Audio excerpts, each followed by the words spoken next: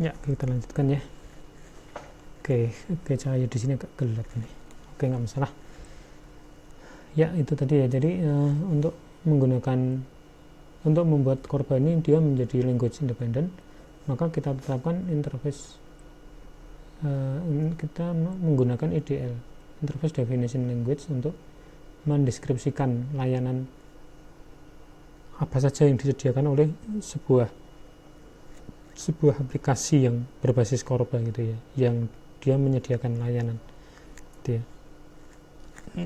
Objek dan layanan-layanannya itu didefinisikan di dalam IDL gitu ya. Jadi klien bisa melihat itulah ya, oh si A ini menyediakan objek ini, metode ini gitu ya, sehingga si A ini nanti dia bisa mereference gitu ya objek tadi gitu ya, dengan bahasa definisi interface ini. Nah, nanti bahasa definisi interface ini nanti akan oleh masing-masing bahasa pemrograman ini akan dikonversi ke C++ interface, Java interface, COBOL interface gitu ya, Visual Basic interface gitu ya, dan lain-lain. Masing-masing interface ini nanti ada di implementasinya ya, implementasinya. Jadi ini IDL diturunkan ke sebuah bahasa pemrograman, kemudian nanti dari sini ada implementasinya gitu ya, implementasi dari interface yang ada di sini. Oke, lanjut. Kemudian untuk poin berikutnya adalah Corba Object Model gitu ya. Jadi ada 3 elemen Corba model gitu ya, untuk objek-objek yang dipakai gitu ya. Dan mereka adalah ini ya. Jadi distribusi objeknya itu sifatnya hampir transparan gitu ya, hampir transparan. Artinya nanti klien tidak perlu mengetahui di mana itu ya objek itu berada gitu. Kemudian objeknya menggunakan objek referennya gitu ya. Objek referennya nanti menggunakan model passing by reference atau passing by value. Nanti akan saya jelaskan maksudnya gitu ya. Kemudian yang ketiga adalah objek adapter. Oke. Nah, ini yang kita sebutkan tadi ya. Jadi objek-objek di dalam Corba itu didistribusikan secara transparan gitu ya, di mana gitu ya, klien yang menggunakan objek tersebut itu hampir tidak perlu mengetahui lokasi objek itu berada gitu ya. hampir tidak perlu tahu gitu ya, objek itu berada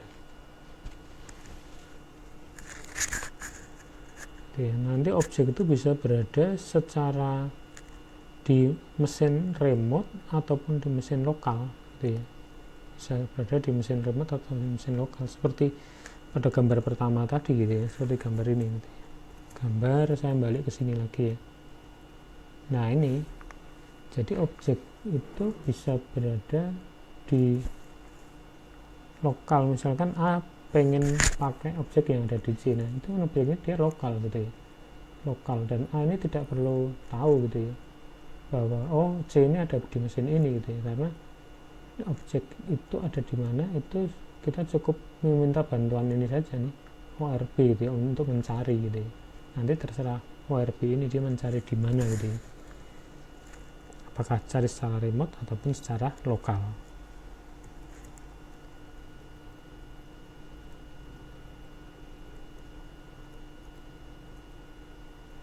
Oh mana tadi ya, ini.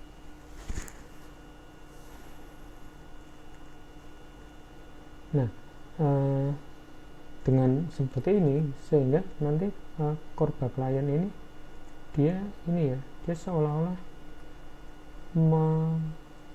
mengakses objeknya itu secara lokal gitu ya, seolah-olah mengakses objeknya secara lokal, seperti kita menggunakan bahasa pemrograman biasa hanya seolah-olah saja gitu ya. Oke, aduh keliru lagi. Oke. Nah, kemudian klien dia bisa menggunakan objek ada dua cara gitu ya, yaitu passing by reference dan passing by value. Ada passing by reference, passing by value. Ini pengertiannya cukup mudah sini ya. Jadi ini akan saya jelaskan dengan gambar ini saja, tuh ya. Semoga gambar ini cukup jelas ya. Jadi ini adalah kejadian di mana klien itu menggunakan objeknya dengan prinsip passing by reference. Passing by reference.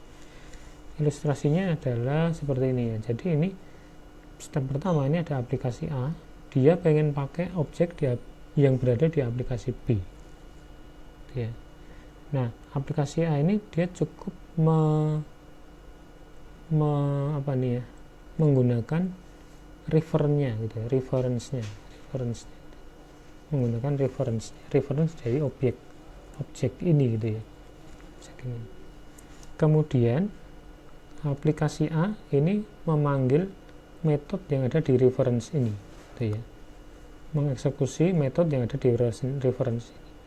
Nah, eksekusi itu akan diimplementasikan dengan cara mengirimkan permintaan eksekusi metode ke objek yang sebenarnya gitu ya, ke objek yang sebenarnya melalui jaringan, dan tentu saja melalui ORB itu tadi ya, komponen ORB di masing-masing mesin.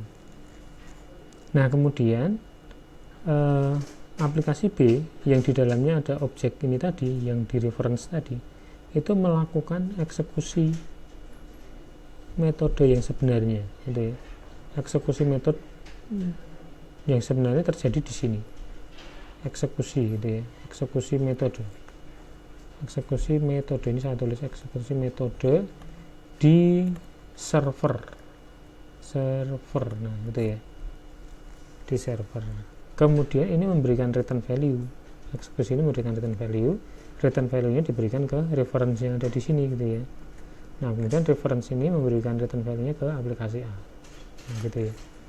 Ini kita sebut sebagai passing by reference gitu ya. Passing by reference. Jadi eksekusinya benar-benar terjadi di server gitu ya. Benar-benar terjadi di server. Jadi semoga punya gambaran ya. Kalau kita menggunakan aplikasi standalone gitu kan modelnya. Kalau ini misalkan aplikasi standalone lah gitu ya, standalone ya, bukan korba gitu kan, aplikasi A, terus ini di dalamnya ada objek gitu ya. Nah, eksekusi fungsinya kan di sini lokalan sini, eksekusi fungsi yang warna biru ini lokalan.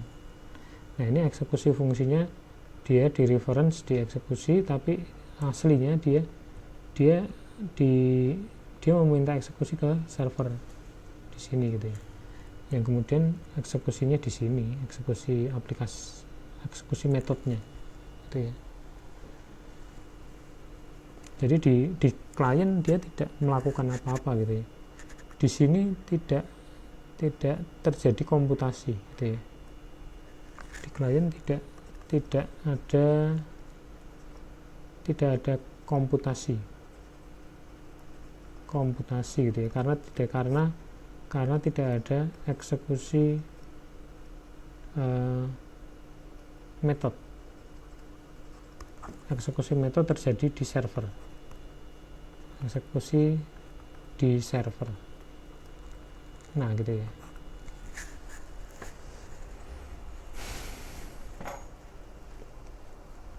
Nah, sudah eksekusi nanti kan bisa kita isi dengan berbagai macam proses gitu ya. Mulai dari proses yang kompleks, sederhana, sampai proses yang paling kompleks gitu ya. Entah nanti misalkan eksekusi metodenya adalah untuk mengambil data gitu ya dari database gitu ya, misalkan ya. Jadi misalkan ini ada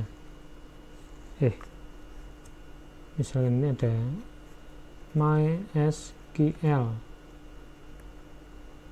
pada saat eksekusi MySQL-nya diakses gitu ya, untuk ngambil data gitu ya, data dari database gitu ya. Nah, kemudian data dari database itu keluar di return value, dan kemudian return value diberikan ke klien. Nah, sudah aplikasi klien dapat data gitu ya. Nah, itu sharing datanya gitu ya. Sharing datanya dengan memanfaatkan fasilitas sharing fungsi.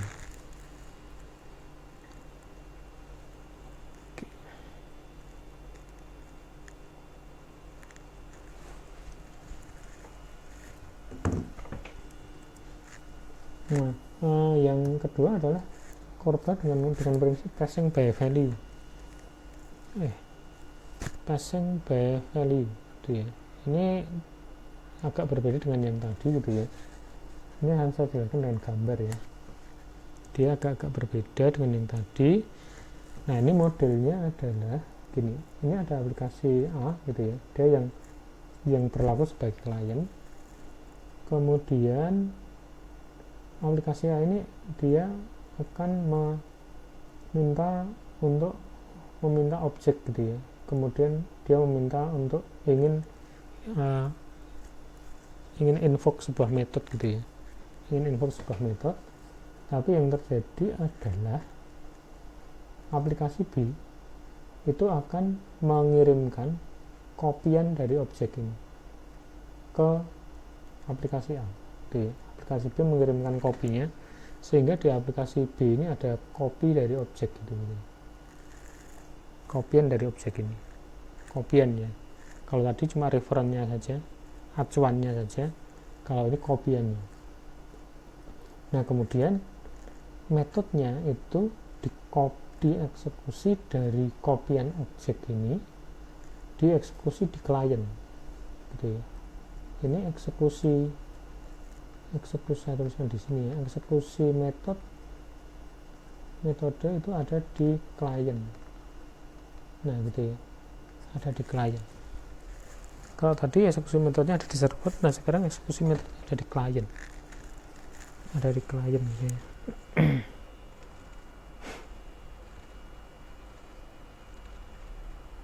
Nah,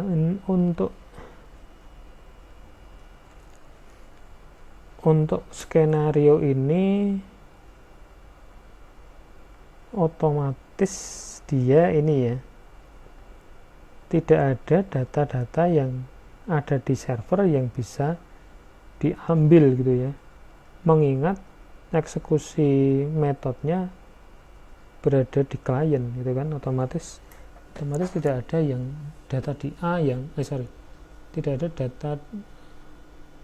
data dari aplikasi B yang diambil gitu kan oleh klien gitu kan, karena eksekusi metodenya berada di klien.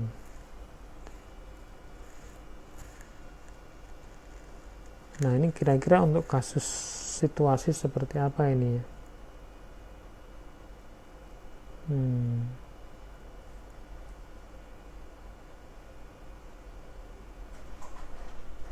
Yang menarik ini, kemungkinan passing by value ini jarang dipakai ya, atau mungkin ada kasus-kasus tertentu yang memang harus pakai ini ya. Oke. Nah, itu dua model cara menggunakan objeknya. Oke.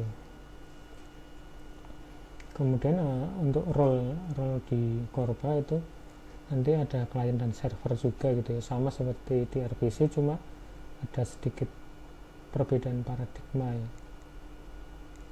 Karena di Korba itu sebuah aplikasi dia bisa berlaku sebagai klien ataupun server. Oke.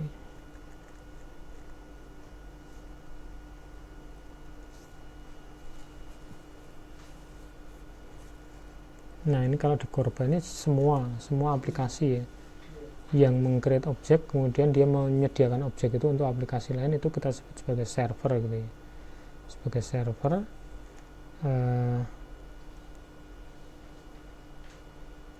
Nah, kemudian aplikasi itu dia juga bisa berlaku sebagai klien juga gitu ya, sekaligus gitu ya, klien atau server. Nah, ini cukup jelas ya. Nah, seperti inilah ilustrasinya ya. Jadi karena sistem korbannya seperti itu role-nya ya. Jadi satu aplikasi itu bisa sebagai klien saja atau sebagai server saja atau sebagai dua-duanya gitu ya. Tuh. Kemudian modelnya juga tidak peer to peer gitu ya. Modelnya bisa modelnya tidak point to point, modelnya peer to peer gitu ya. Karena ini aslinya ada ini ya, ada lapisan ORB-nya yang berada di sini lah kira-kira ya. ORB gitu ya. Di sini ORB-nya ada di sini. Yang menjadi jembatan semuanya ini ya. Ini ORB ada di sini gitu ya. ORB.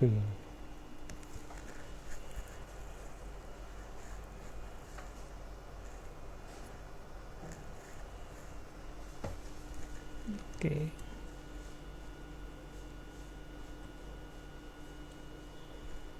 Nah, kemudian untuk komunikasinya ini menggunakan protokol yang namanya ini ya.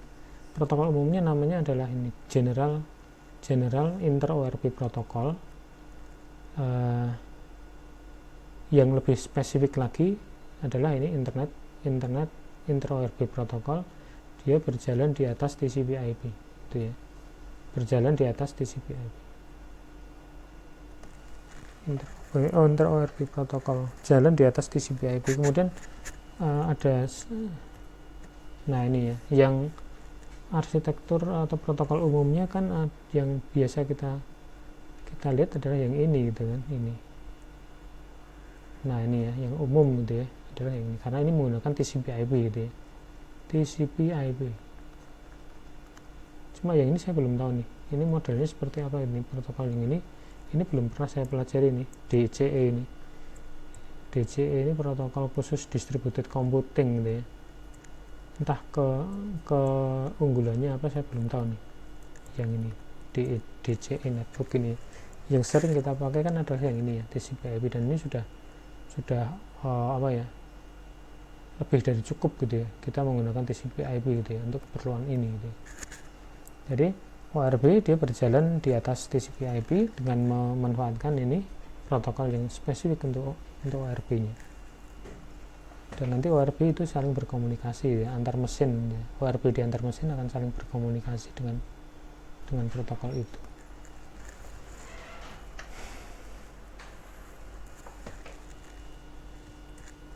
Oke. Kemudian poin berikutnya adalah service apa saja yang ada di Korba. Service yang ada di Korba ada 5 ini ya. Yang pertama adalah naming service, security service, concurrency service, transaction service, dan lifecycle service. Ada 5 itu. Kemudian yang naming service, naming service ini adalah layanan untuk penamaan ya, penamaan service gitu ya. Penamaan service dan lokasinya ada di mana gitu ya.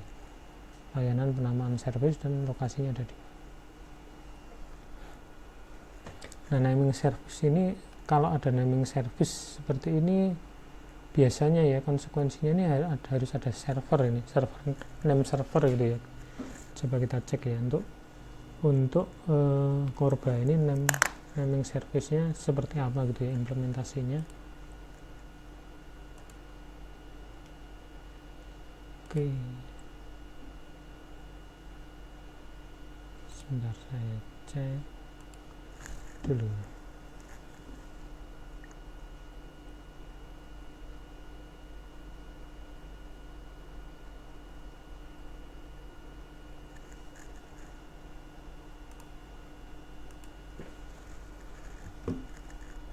Korba naming service server gitu ya. Korba server.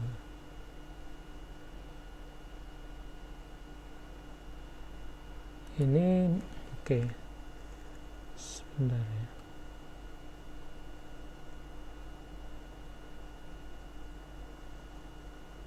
Ya, ini ya.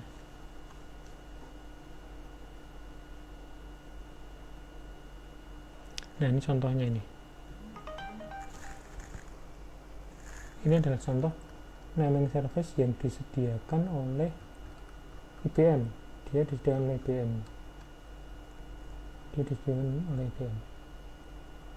Dia ini Corba server ya.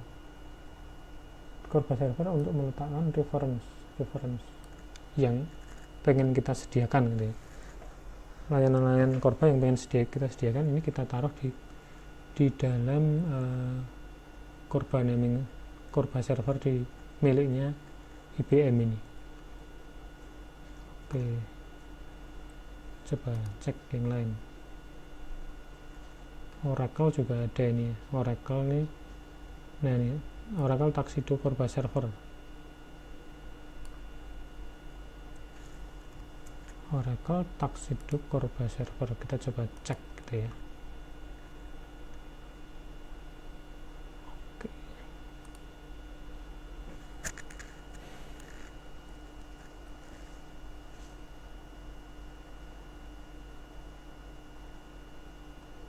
Ya ini juga nih.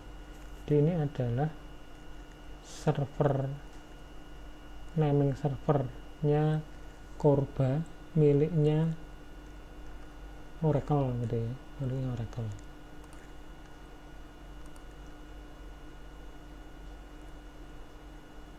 Oke, kita coba lihat ini ya.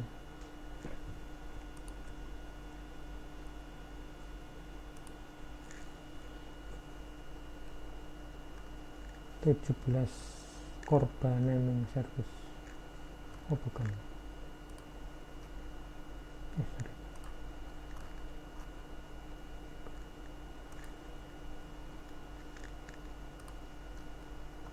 Corba name server.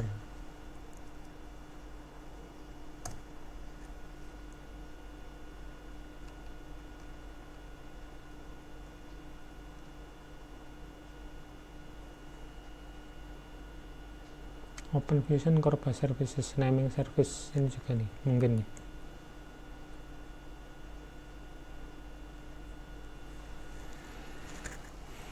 Oke, nah itu contoh ya beberapa server yang bisa kita pakai untuk meletakkan nama informasi layanan kita gitu ya.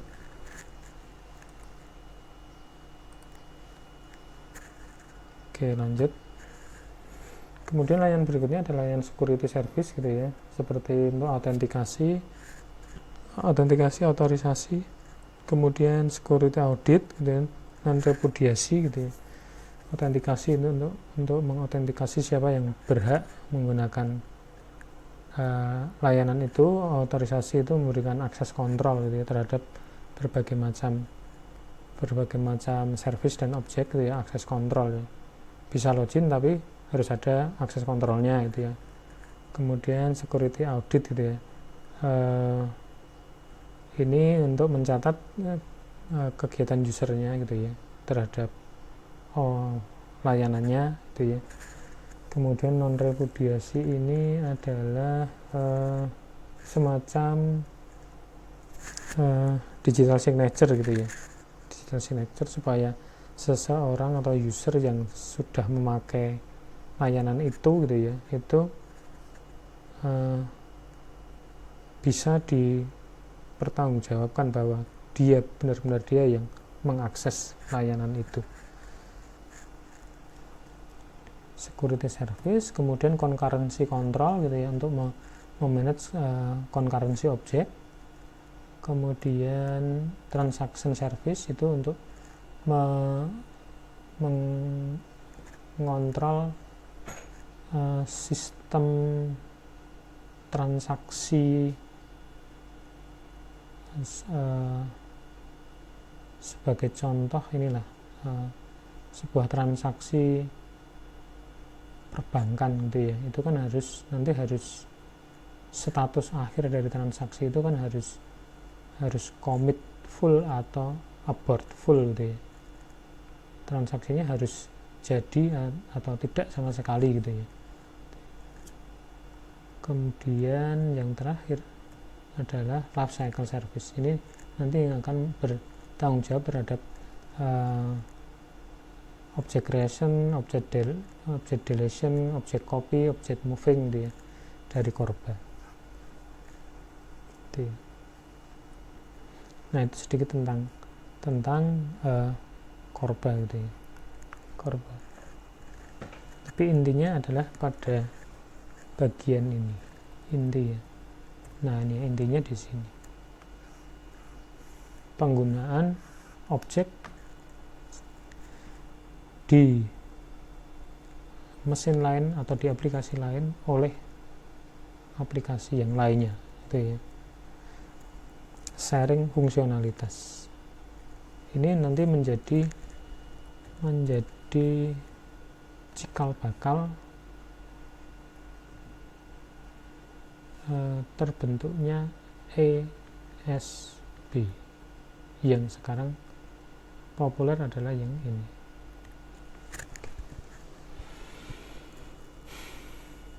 Oke, demikian dari saya ya untuk pertemuan ini. Saya tutup. Wassalamualaikum warahmatullahi wabarakatuh.